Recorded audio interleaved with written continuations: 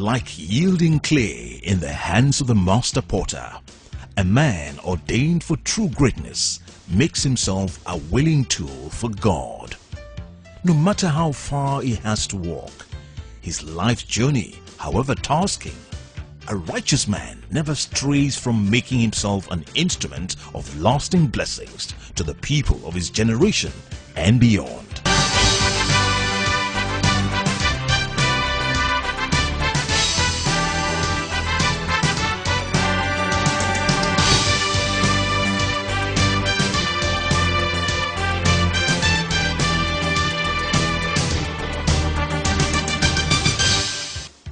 In the course of his desire to fulfill the prayer of Apostle John the Elder for the physical and spiritual well-being of mankind, Bishop John Ezirim invited a 35-man team of medical personnel from the United States of America.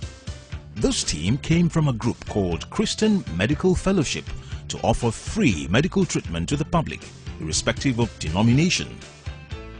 Over 3,000 people received medical care ranging from eye problems, dental care, laboratory tests and scan to different kinds of surgical operations.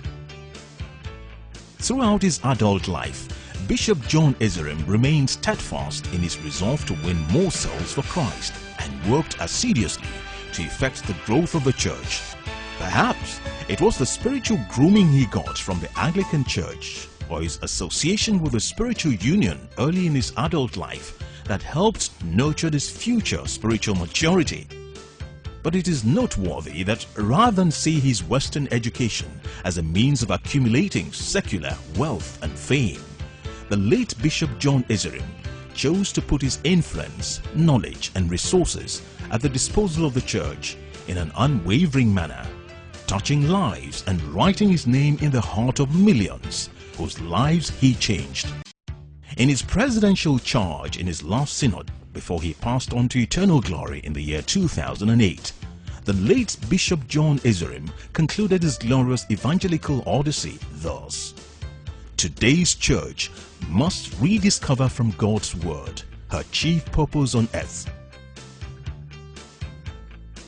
Christians and believers should be helped to see that commitments that play down biblical approach to mission and evangelism mean disobedience.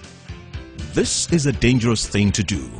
Many church leaders and churches have failed God in this regard.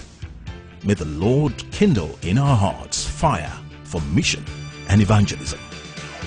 It is in furtherance of the dreams and vision of this man of great service to God and humanity that the Bishop John Ezirim Save a Soul Foundation is instituted.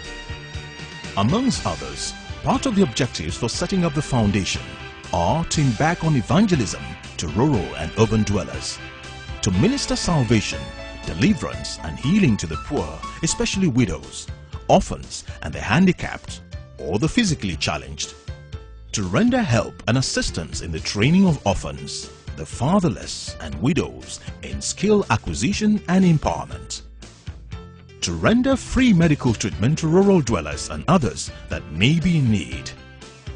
It is hoped that every time this foundation reaches out to the poor, the needy and the neglected of our society through evangelism, Bishop John Ezirim's dream of ensuring a more godly and humane society is kept alive.